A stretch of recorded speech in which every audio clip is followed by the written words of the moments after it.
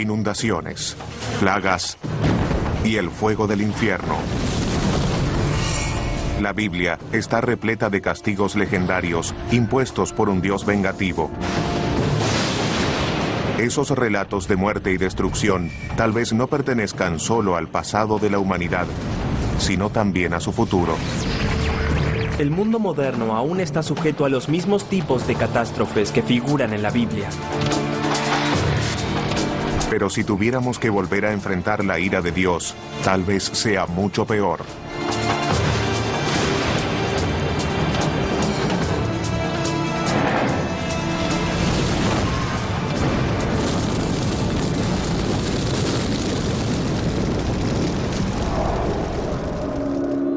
Imaginen que a la Tierra la transformara una tormenta de castigo.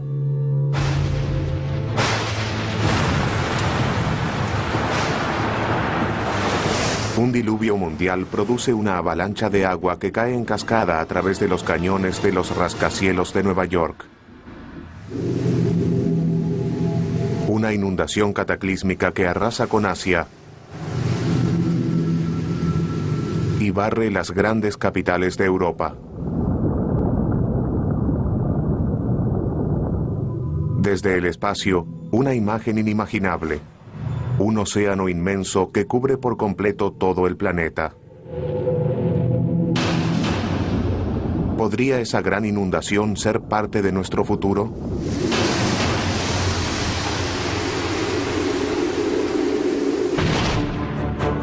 Las páginas de la Biblia están llenas de catástrofes. Un análisis más profundo revela una gran cantidad de catástrofes naturales que podrían haber inspirado los relatos bíblicos y que aún en el presente constituyen algunas de las amenazas más grandes a las que debemos enfrentarnos. La pregunta sigue siendo si volverán a producirse y cuándo lo harán.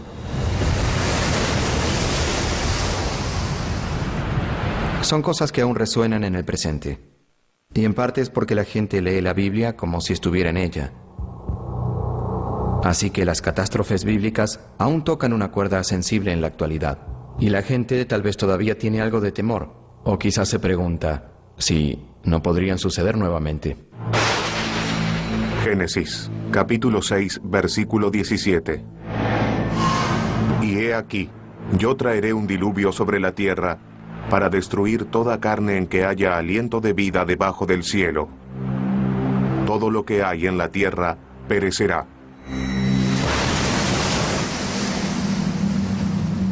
En el Génesis, el primer libro de la Biblia, Dios crea todo el universo en 6 días y lo destruye al cabo de 10 páginas. Dios envía una inundación para castigar a la humanidad. No solo por haberse vuelto corrupta, sino también malvada. Y básicamente comienza todo de nuevo. Quiere deshacerse de todos, barrer a los humanos de raíz.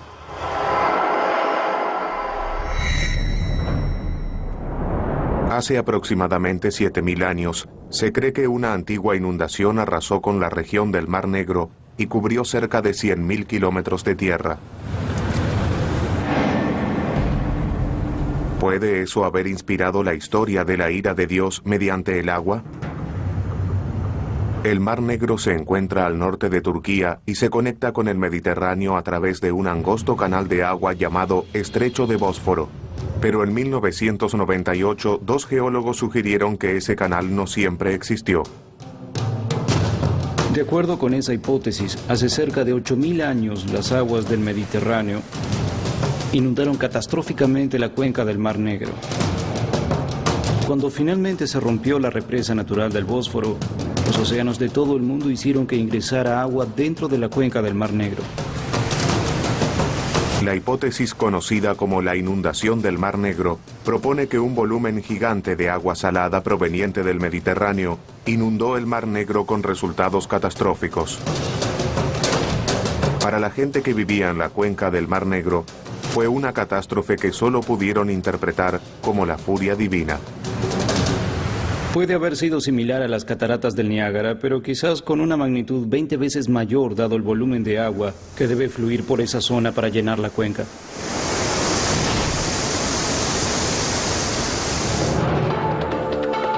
En 2000, el oceanógrafo Dwight Coleman y su equipo comenzaron a investigar el fondo del Mar Negro en busca de evidencia de la inundación. Lo que vemos aquí por medio de un software de visualización es que podemos sobrevolar la zona y seguir el camino que el nivel del mar en aumento debió haber tomado al fluir al interior del Mar Negro. El canal producido por el agua salada revela la intensidad del diluvio.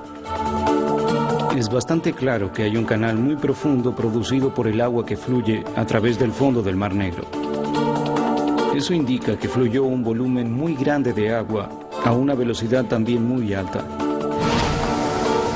Cuanto más veloz es la corriente, más devastadora es la inundación. Pero en última instancia, fue el descubrimiento de conchas de agua dulce en el agua salada del Mar Negro lo que ofreció una prueba concreta de la inundación. Hace 7.400 años crecían moluscos de agua dulce en el Mar Negro. Esta concha prueba que, en algún momento del pasado, el Mar Negro fue un lago de agua dulce. Y la concha de agua salada más antigua que encontramos tiene aproximadamente 6.900 años. De modo que en algún momento durante ese lapso de 500 años se produjo este cambio. Este acontecimiento cataclísmico cambió el paisaje para siempre. Hoy es algo científico, pero en aquel momento fue algo aterrador. Pensamos que había tal vez miles de personas que vivían a orillas del Mar Negro en el momento de la inundación. Y toda esa gente se vio desplazada como resultado de ella. Para los agricultores primitivos que vivían a orillas del Mar Negro, antes de eso debe haber sido un espectáculo increíble. Les habrá parecido una inundación a escala mundial. Pero, ¿qué pudo hacer que las aguas del Mediterráneo subieran tan alto como para inundar el Mar Negro de agua dulce? Los científicos suponen que todo comenzó durante la última era de hielo. El mundo era muy diferente durante la última era de hielo.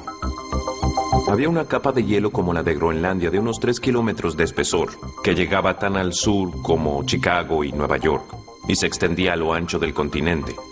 Eso es mucho hielo. Pero hace unos 11.500 años, la Tierra comenzó a calentarse y los cielos derretidos necesitaban un lugar a donde ir. Obviamente, perdimos esa capa de hielo de Laurentine. Se derritió por completo. Toda esa agua fue a parar al océano y los océanos se elevaron unos cientos de metros. La masa de tierra que separaba al Mediterráneo del Mar Negro no pudo contener el agua excedente. Cuando se desató la presión, se transformó el mundo. Y ese suceso que cambió el mundo podría ocurrir nuevamente. Nuestros cambios climáticos se producen en un instante geológico. Las capas de hielo se derriten rápidamente. Las medimos con satélites que calculan la masa que pierden las enormes capas de hielo de Groenlandia y la Antártida. Y esas pérdidas de hielo parecen producirse cada vez más rápido. El hielo derretido podría hacer que los niveles del mar se eleven drásticamente una vez más. Recordemos que con solo 1 metro de elevación en el nivel del mar, habría alrededor de 100 millones de evacuados en las zonas costeras, lo cual alteraría no solo el lugar en el que vive la gente, sino también el curso de las civilizaciones y las sociedades. Los expertos creen que una pérdida completa de las capas de hielo, tanto de Groenlandia como de la Antártida, elevaría el nivel del mar más de 60 metros. No existe fuerza natural que pueda derretir esa masa de la noche a la mañana. Pero si estas capas desaparecieran, nuestro planeta se convertiría en un auténtico mundo acuático.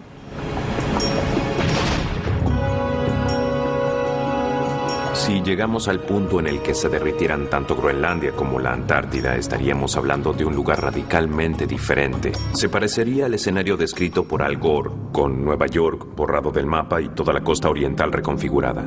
todos viviendo en la costa que en algún momento fueron los Montes Apalaches. Sería un mundo totalmente diferente. La Biblia dice que luego del diluvio universal, Dios prometió no arrasar nunca más con la vida en la tierra. Pero hoy en día, con una variedad de desastres cataclísmicos al acecho, no podemos estar seguros de que no volverá a suceder de un modo u otro.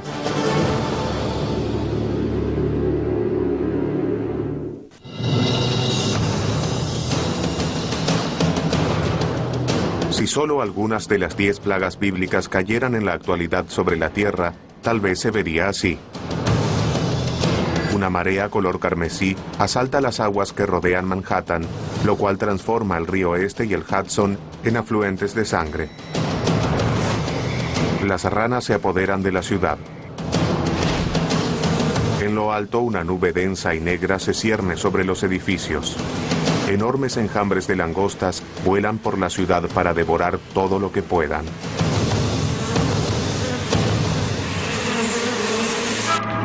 ¿Cómo responderíamos a ese torrente de catástrofes desenvolviéndose sin control? El mundo moderno sigue sujeto a los mismos tipos de catástrofes que figuran en la Biblia. Aún tenemos plagas, terremotos y toda clase de tormentas enormes. Y todavía alteran mucho nuestra forma de vida. Pero si de repente un cataclismo tras otro bombardeara hoy el planeta que conocemos, es difícil imaginar cómo lo resistiríamos.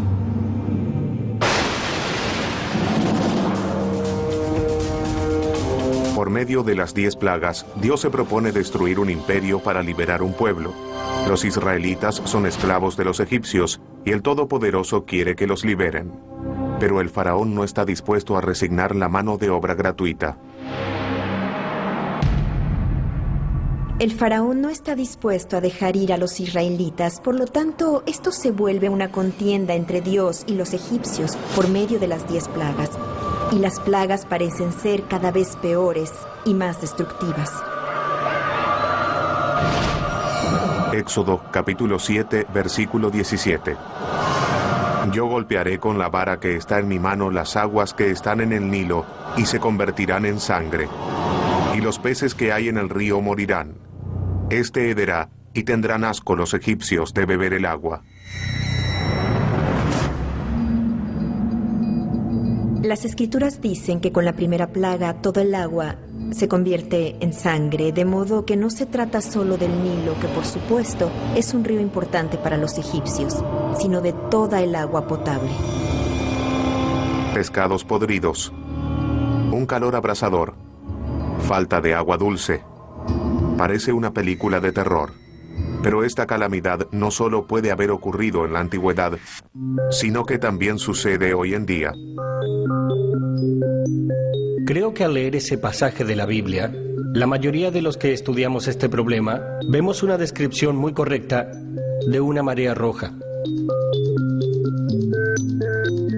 La marea roja es una floración o explosión repentina de cierto tipo de algas que pueden producir compuestos neuroquímicos peligrosos.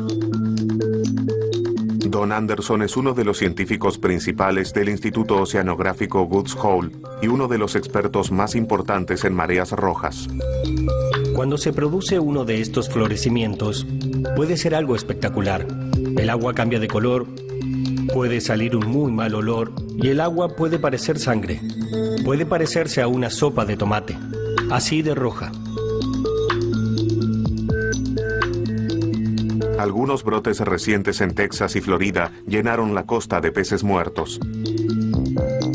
Los peces expuestos a alguna de las toxinas de estas algas mueren rápidamente. Es una muerte muy rápida. Muchas de esas toxinas son muy potentes. En los humanos pueden producir envenenamientos.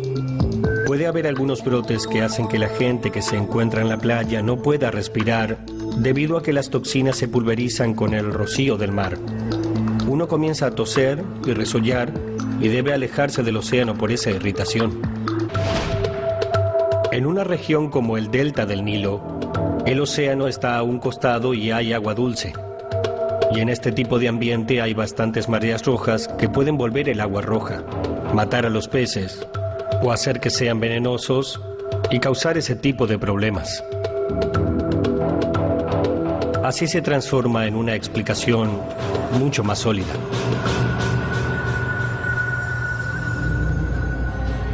Una marea roja desencadena varios efectos dominó y podría servir de explicación para la segunda plaga bíblica de ranas. Una severa floración de algas puede hacer que haya niveles extremadamente bajos de oxígeno en el agua, lo cual la vuelve inhabitable para los seres vivos. Si hubiera una marea roja, no sería inusual esperar que ciertos tipos de animales intentaran escaparse del agua dado el bajo nivel de oxígeno. No pueden nadar, no pueden quedarse en el agua. De modo que no es una locura suponer que, luego de una gran marea roja, las ranas no pudieran sobrevivir en esas condiciones y se dirigieran hacia la tierra. En la tierra murieron por disecación y por falta de provisión de alimentos. Sin ningún control sobre ellos, era de esperar una enorme proliferación de todo tipo de insectos voladores y terrestres a lo largo de Egipto. Podemos afirmar que esas fueron la tercera y cuarta plaga.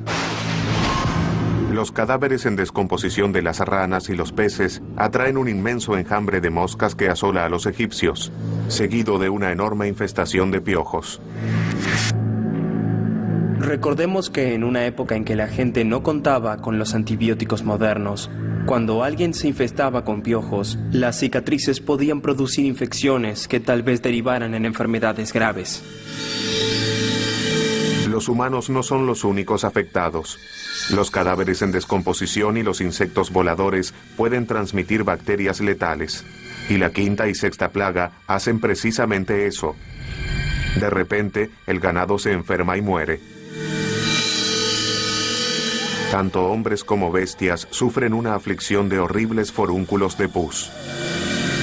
Aquí tenemos una explicación perfecta de cómo una se alimentó de la otra. Como un dominó, una plaga dio lugar a la otra y así hasta la 10ª.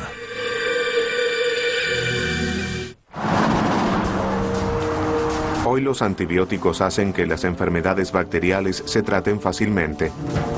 Pero los virus no tienen una cura tan rápida. Y como en los tiempos bíblicos, el ganado se encuentra expuesto a epidemias mortíferas.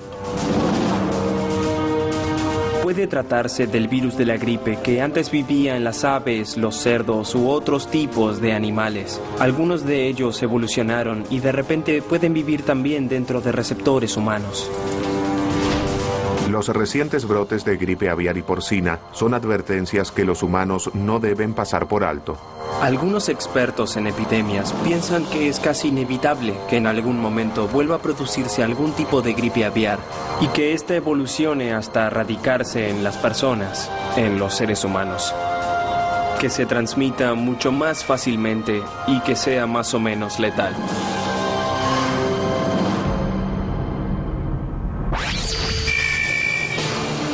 Rodeado de pestilencia y muerte, el pueblo egipcio está de rodillas. Pero aún así el faraón permanece inmutable. Con 4 plagas aún por llegar, el espiral de devastación está lejos de acabarse. Para los egipcios, todo el imperio está expuesto. Pero hoy en día, todo el planeta podría estar en peligro. Es probable que, en muchos casos, un desastre muy severo desate las posibilidades u ocasione desastres aún peores. La pregunta es, ¿estamos preparados para las 10 plagas en el presente? Creo que si se juntan las 10 plagas, son capaces de destruir toda una cultura. Podrían sepultarla bajo el agua.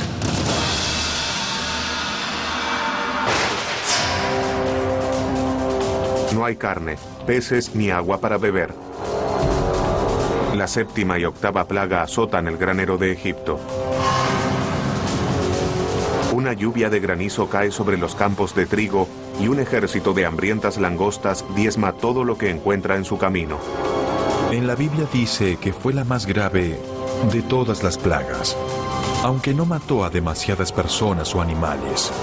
Pero lo que sí mató fue la esperanza de los egipcios de sobrevivir.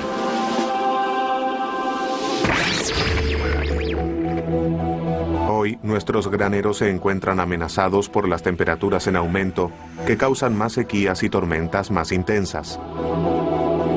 Es muy difícil especificar cuáles serán los problemas que enfrentará la humanidad a raíz del aumento de las temperaturas. Pero lo que sí podemos decir es que el clima se volverá mucho más extraño. La agricultura lo pasará mucho peor. Y estaremos en presencia de un mundo con más gente. Si sumamos todo eso, tendremos una imagen bastante sombría. De cualquier modo, serán malas noticias para las cosechas y los agricultores. Un planeta más caliente también podría producir una plaga moderna. Creo que la sorpresa principal que traerá aparejada el calentamiento global es un aumento de plagas.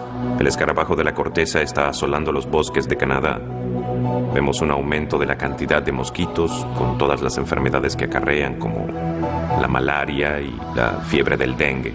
Son cosas que relacionamos con los países en vías de desarrollo, pero con el calentamiento global, la esfera en que pueden vivir esos mosquitos se expande.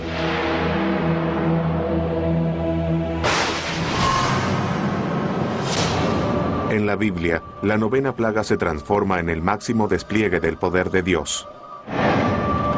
El descenso de una oscuridad total sobre Egipto. Imaginen la ansiedad que sentirían. Tal vez el sol nunca regrese. ¿Qué es lo que pasará ahora?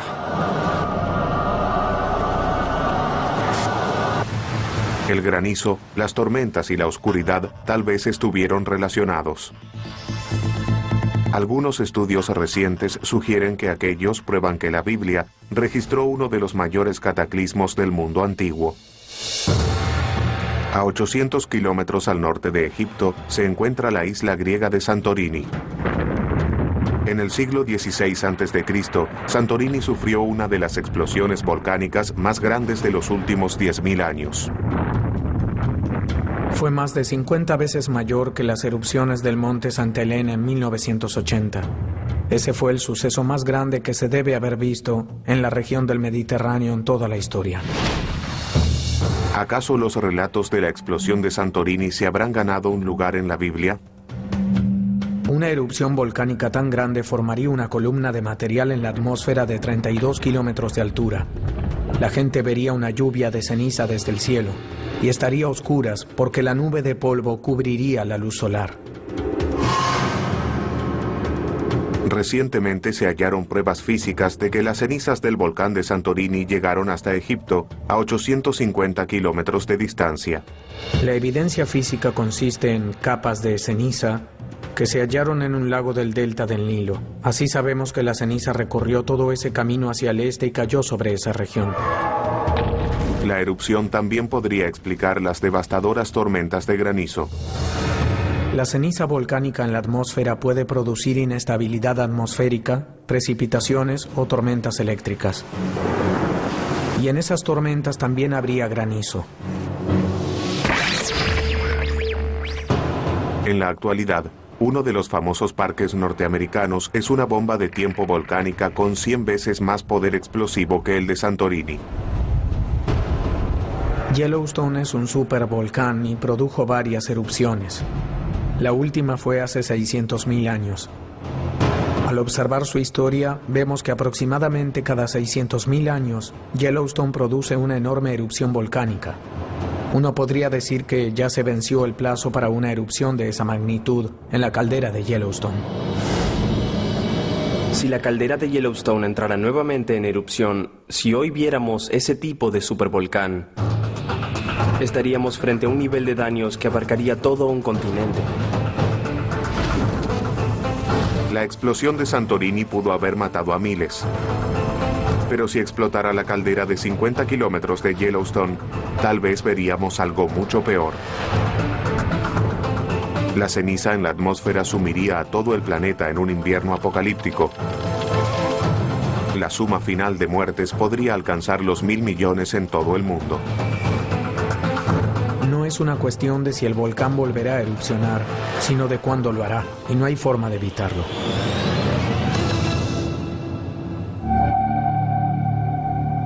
En la Biblia, lo que finalmente persuade al faraón de liberar a los israelitas no es la ruina de su imperio, sino la muerte de su hijo primogénito. La 10ª plaga mata a todos los primogénitos varones del imperio. Todas las familias estaban de luto. Fue ahí donde se vio el poder de esa plaga.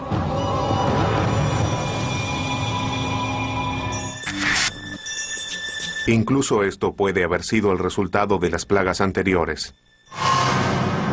Las lluvias de granizo y las langostas que destruyeron las cosechas tal vez obligaron a los egipcios a recurrir a los granos almacenados. Pero los granos pueden producir toxinas y humus letales cuando se almacenan bajo tierra. El humus produjo un agente químico muy poderoso, una molécula biológicamente activa que tiene el nombre de micotoxina. Esas micotoxinas en cantidades mínimas, es decir, unas pocas moléculas, pueden matar humanos y animales bastante rápido. Y por lo general era a los primogénitos a quienes se alimentaba más. Había una tradición según la cual el mayor recibía porciones dobles, así que ingirieron mayor cantidad que los otros hijos. Esa fue la razón por la que ellos murieron.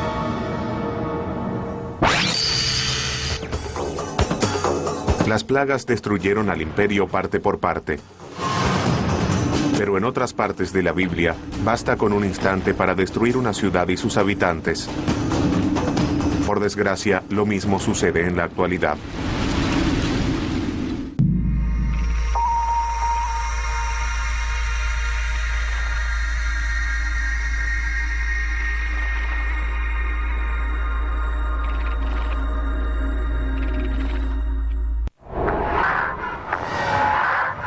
Una ciudad regida por el dinero, en la que abundan los buenos momentos y la gente bella vive cada día como si fuera el último.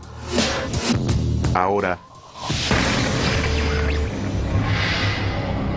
imaginen que una sombra oscura desciende sobre Los Ángeles. Cenizas comienzan a caer desde arriba. De repente el cielo se abre y se desata la ira de Dios. Millones de vidas se apagan en un instante. Sucedió en el pasado. Génesis capítulo 19, versículos 24 y 25. Entonces el Señor hizo llover azufre y fuego sobre Sodoma y Gomorra desde los cielos, y destruyó aquellas ciudades, y todo el valle, y todos los habitantes de las ciudades, y todo lo que crecía en la tierra.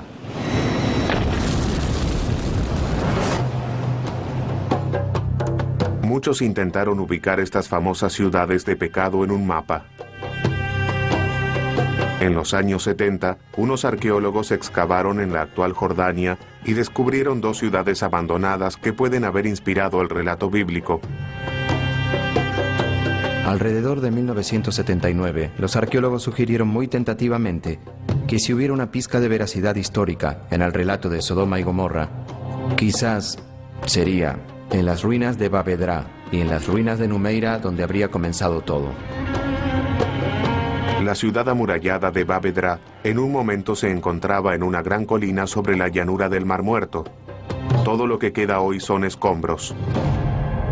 Pero el cementerio de la ciudad revela su importancia.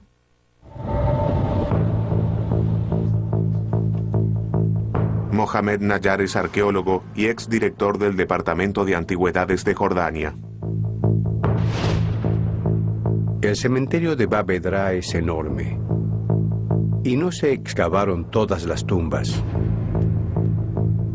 Pero los investigadores llegaron a la conclusión de que hay en ese lugar al menos 20.000 sepulturas. Incluso hoy, el paisaje está repleto de huesos humanos. Estos enormes cementerios son indicadores del tamaño de la población de la zona. Estamos hablando de una zona densamente poblada, lo que es algo realmente increíble para la edad de bronce de Jordania. Bab Edra parece haber sido una ciudad bastante grande, probablemente con un par de miles de habitantes. En apariencia, Bab Edra fue una ciudad bastante importante en su época. Una próspera civilización vivió aquí durante más de 600 años. Pero alrededor de 2350 a.C., la puerta de la ciudad se cerró apresuradamente y esta quedó misteriosa y completamente abandonada. Nadie sabe por qué. A solo 13 kilómetros de allí, la ciudad de Numeira también presenta evidencia de un abandono repentino. Pero aquí, el motivo de la salida apresurada es claro. Vemos alrededor de 60 centímetros de depósitos de ceniza, incluyendo algunas superficies producidas por el fuego. Y sabemos que esta densa capa de ceniza no pudo haberse producido por el uso doméstico del fuego. Probablemente haya sido un gran incendio. Al lado de la torre de la fortificación de la ciudad, los arqueólogos hallaron más pruebas de la catástrofe. Restos humanos sin enterrar. Aquí estamos al lado de la torre. Se encontraron los esqueletos en esta zona y creemos que, al colapsar, la torre aplastó a esta gente. Quedaron cubiertos por escombros. Los huesos gravemente aplastados revelan la posible causa del incendio. Los antropólogos físicos examinaron los huesos. La conclusión fue que los terremotos aplastaron a esta gente. Hace 4.500 años, un terremoto devastador arrasó con Numeira. Las paredes y la torre de la fortificación colapsaron y se desató un enorme incendio. Ese no fue el primero ni el último de los terremotos que aterrorizaron a los pueblos que vivían al costado del Mar Muerto. A diario, en esta zona, se producen pequeños terremotos y cerca de una vez por siglo ocurre uno grande. El motivo por el cual esta zona es tan inestable en términos geológicos es que yace sobre una grieta entre dos placas tectónicas, es decir, dos grandes porciones de corteza terrestre. En el Mar Muerto, no es necesario buscar demasiado para incluir en la historia el fuego del infierno. En la frase "el fuego del infierno", la parte del fuego es evidente.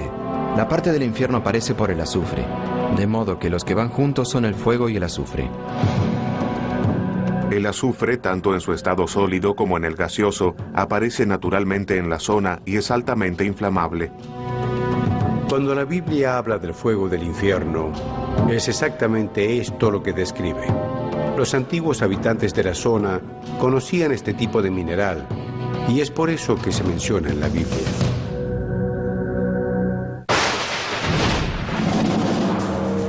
Hoy en día, nuestras propias catástrofes podrían inspirar una nueva serie de leyendas escritas. Y si las predicciones son correctas, algunas ciudades de California tendrán mucho que escribir.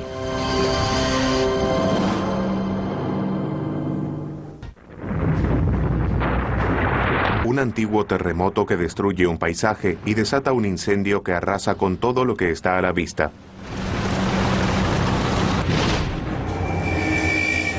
Dos ciudades yacen en ruinas. Bavedra y Numeira pueden haber inspirado el relato de Sodoma y Gomorra, una de las historias de destrucción más famosas de la Biblia. Numeira hoy parece haber sido destruida antes que Bavedra. Esas ciudades no se destruyeron al mismo tiempo. Sin embargo, si alrededor del año 1800 a.C. alguna persona pasaba por el extremo sur del Mar Muerto, veía las ruinas de Bavedra y Numeira siglos después de que hayan sido destruidas y le preguntaba a alguien, ¿qué fue lo que sucedió aquí? La respuesta sería, fue una ciudad muy pecadora y los dioses la destruyeron. Numeira fue el hogar de cientos de personas antes de que un terremoto sellara su destino. Las tragedias de 2010 en Haití y Chile demuestran que los temblores modernos pueden poner a millones en peligro.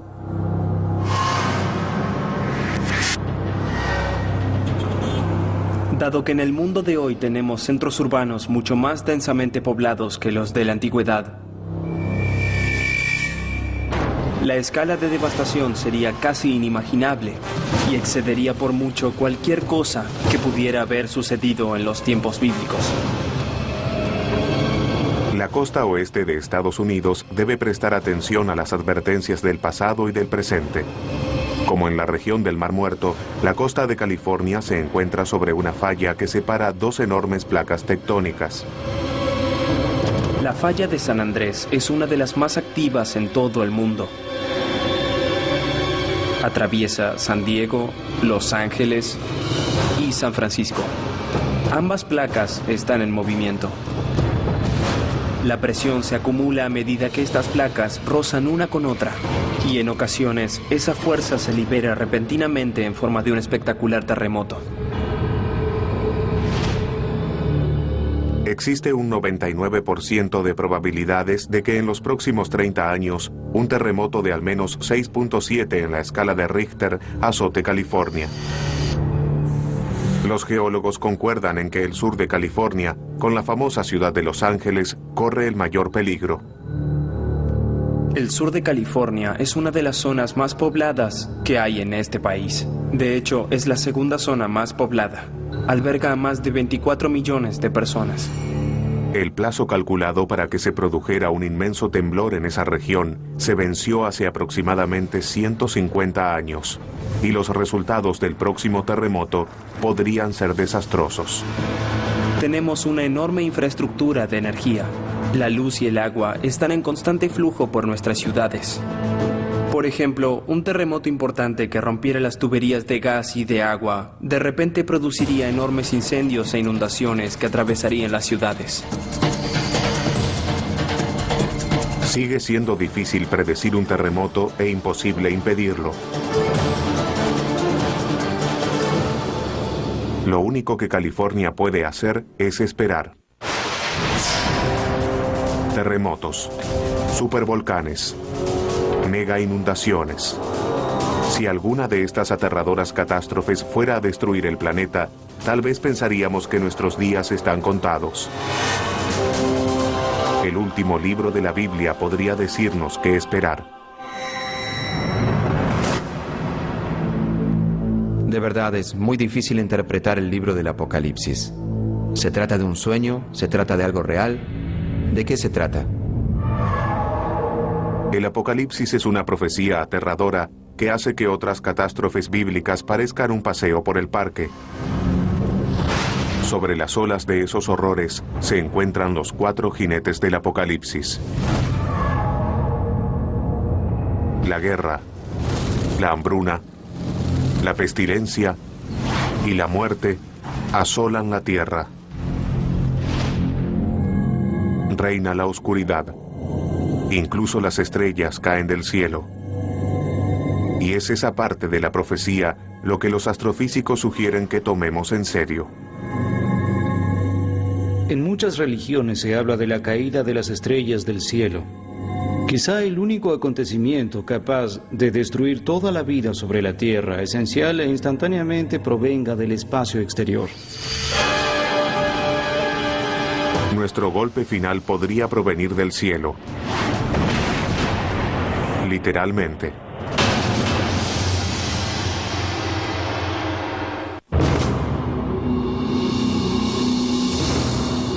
El Apocalipsis es el último libro de la Biblia. Y muchos creen que también es un vistazo a lo que será el fin de nuestros días. Pero el Apocalipsis también describe un futuro en el que el cielo se vuelve contra el planeta Tierra. Apocalipsis, capítulo 6, versículo 13. Y el sol se puso negro como cilicio hecho de cerda, y toda la luna se volvió como sangre, y las estrellas del cielo cayeron a la tierra.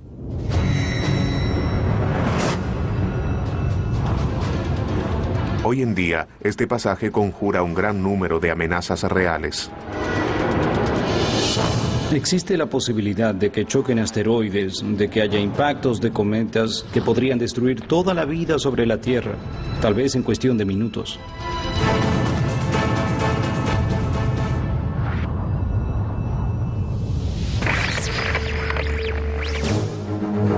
Podríamos enfrentar el mismo destino que los dinosaurios. Hace 65 millones de años, un asteroide de 10 kilómetros de ancho chocó contra la península de Yucatán de México e hizo que se extinguieran. La magnitud del cataclismo supera cualquier cosa que podamos imaginar. Como resultado, ese gigante evento de extinción fue tan grave que parece haber acabado con aproximadamente la mitad de las especies de vida en la Tierra. Si sucedió una vez, es probable que vuelva a suceder. Apophis es un enorme asteroide. Tiene alrededor de 300 metros de ancho, parecido al tamaño de un estadio de béisbol. Si ese objeto se estrellara contra el planeta Tierra, golpearía con la fuerza de aproximadamente 100.000 bombas de Hiroshima. En 2029, Apophis pasará lo suficientemente cerca como para que podamos verlo con binoculares. El asteroide estará a unos 29.000 kilómetros, una distancia más cercana que la de algunos de nuestros satélites. En función de cómo circunde la Tierra, pasará nuevamente en 2036. Y en ese momento no sabemos si chocará o no. Los cálculos de probabilidades recientes indican que la probabilidad de un impacto puede ser de 1 en 100.000. Pero realmente no sabemos, se trata de magia negra cuando hablamos de intentar predecir el trayecto preciso de un objeto capaz de acabar con un planeta.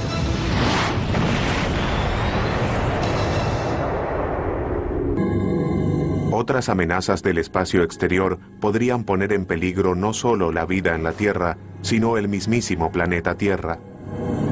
Algo que podría arrasar con la vida sobre el planeta Tierra es una explosión de rayos gamma. No sabríamos que se dirige hacia aquí, porque la radiación de esas explosiones viaja a la velocidad de la luz. Un día podrías estar lavando la ropa o vistiéndote, mirarías al cielo y verías unas bolas de fuego yendo hacia ti. Ni sabrías qué sucedió. No te daría advertencias de ningún tipo. Desde las primeras páginas del Génesis hasta el final del Apocalipsis, la Biblia expone un listado desalentador de potenciales sentencias de muerte para la humanidad. Pero aunque esquiváramos todas esas balas sobrenaturales, quedaría una que no podríamos evitar. La Biblia dice, polvo eres y al polvo volverás. Los físicos decimos, venimos del polvo de estrellas y al polvo de estrellas volveremos. Dentro de 5.000 millones de años tendremos el último día agradable. Luego de eso, el sol comenzará a expandirse enormemente y se volverá un gigante rojo. El cielo se prenderá fuego. Uno mirará de horizonte a horizonte y verá que el sol ocupará todo el cielo. Tal vez debamos construir nuestra propia arca espacial, partir hacia otros refugios, una especie de monte Ararat de un planeta en otro sistema solar. Esa sí que es una ambición. Cada edad de la humanidad deberá enfrentar un aluvión de catástrofes. Pero la búsqueda bíblica de una explicación en presencia de la tragedia es un deseo universal. Es algo que compartimos con nuestros ancestros y compartiremos con nuestros descendientes. Son temas recurrentes y que resuenan en la conciencia de todo ser humano e incluso en sus temores. Son temas que se remontan al miedo original, el miedo al más allá, a qué sucederá luego de la muerte. De modo que, incluso con toda nuestra perspicacia científica de hoy en día, aún somos algo religiosos con respecto a algunas cosas. Nadie puede predecir qué nos espera. Pero tarde o temprano se añadirán nuevas historias de catástrofes a las viejas, a medida que las futuras generaciones se enfrenten a fuerzas que están más allá del control de la humanidad.